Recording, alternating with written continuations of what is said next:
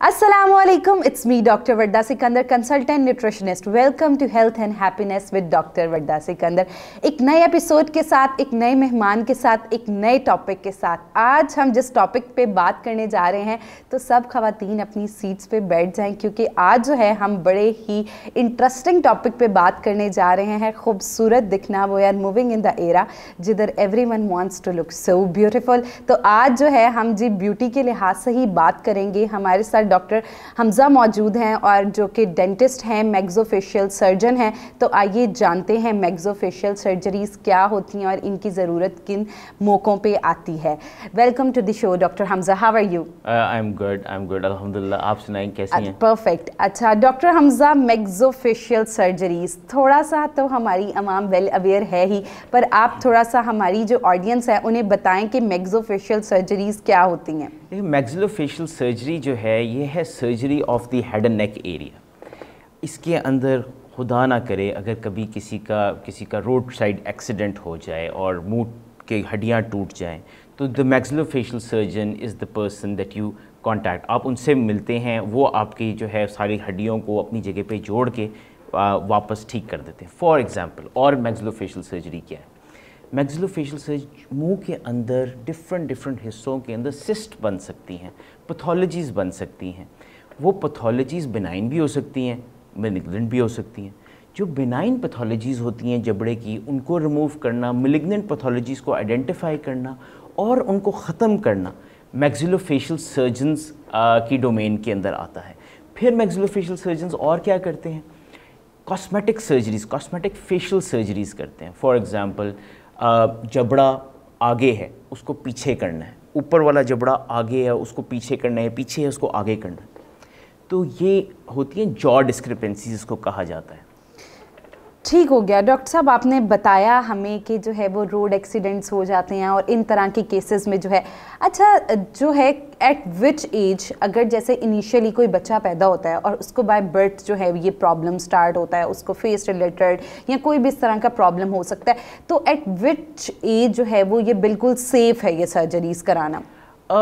Timings of surgeries तो अगर बच्चे फॉर एग्जांपल कुछ बच्चे जो हैं वो क्लेफ्ट्स के साथ पैदा होते हैं, उनके क्लेफ्ट लिप होता है, तो क्लेफ्ट लिप सर्जरीज़ तो अर्ली रिपेयर का पार्ट आता है।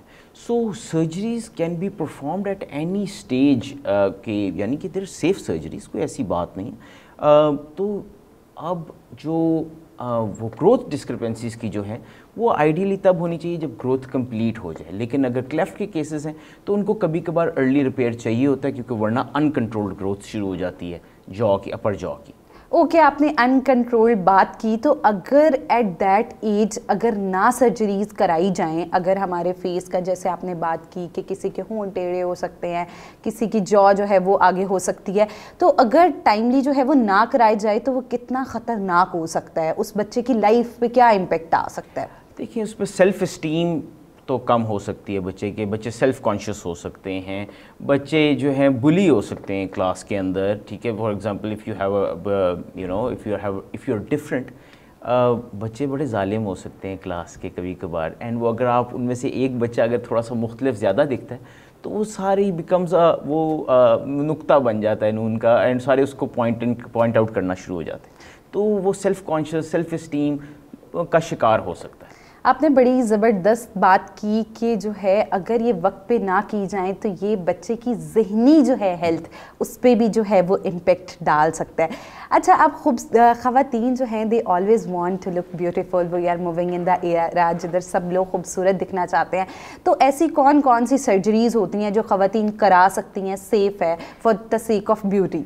अच्छा, ये जो है ना, ब्यूटी जो है is a very important topic. Sometimes तो हमें प्रोपोर्शंस की बात होती है। अल्लाह ने हमारा जो चेहरा है वो गोल्डन रेशो पे बनाया हुआ है, ठीक है। तो ये प्रोपोर्शंस बड़े मैटर करते हैं। मोटे नाक को पतला नाक किया जा सकता है, छोटे होठों को बड़े होंठ बनाया जा सकता है, लिप फिलर्स की तरह। फिर एक होता है रिजुविनेशन।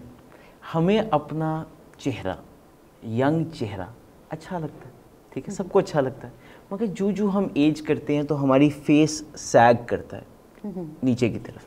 तो जो ये नीचे की तरफ सैग करता है तो बंदा उतना खुशगवार नहीं लगता, वरना थोड़ा बुझा बुझा सा लगने लग जाता। सो इनिशियली کاسمیٹک ٹریٹمنٹس کے اندر تو سب سے پہلے ہمارے نیورو ماڈیولیٹرز آ جاتے ہیں. اب کچھ مسلز ہیں جو شکل کو نیچے لے کے جاتے ہیں, کچھ مسلز ہیں جو شکل کو اوپر لے کے جاتے ہیں. اب گریوٹی تو نیچے لے کے جا رہی ہے. اگر گریوٹی نیچے لے کے جا رہی ہے تو ہم نے کچھ ایسا کرنا ہے کہ وہ مسلز زیادہ ایکٹیو رہیں جو شکل کو اوپر اٹھا کے رکھیں. تو ہم شکل کو کرتے ہیں neuromodulate. Once we neuromodulate the face, تو وہ فیس سارا کا سارا ٹائٹ ہونے لگ جاتا ہے, اوپر جانا شروع ہو جاتا ہے. اچھا, اگر اس کے بعد بھی ہمیں فیل ہو کہ ریجوونیشن کی ضرورت ہے تو پھر تھریڈ لفٹس آ جاتے ہیں. ہم there anchored threads, barbed threads ہوتے ہیں. We put them from one side and we pull the whole segment up. پھر وہ پیشنٹ کی وہاں پہ کولیجن بلڈ اپ ہوتا ہے اینڈ وہ ینگ رہتا بننا شروع ہو جائے, اینڈ آہستہ آہستہ افیکٹ زیادہ ہوتا جاتا ہے تھریڈس کا.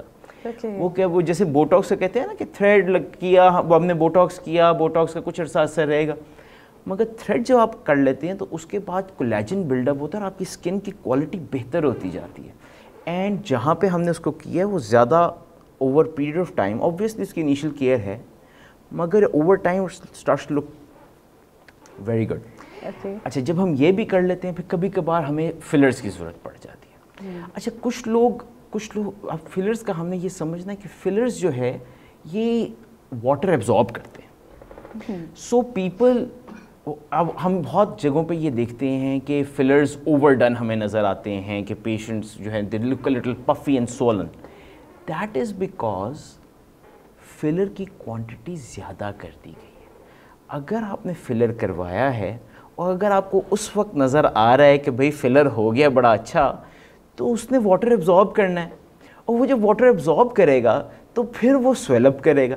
اور تو you always have to do a little less as far as cosmetics are concerned, so that everybody looks natural, تاکہ وہ ساری چیزیں نیچرل لگیں.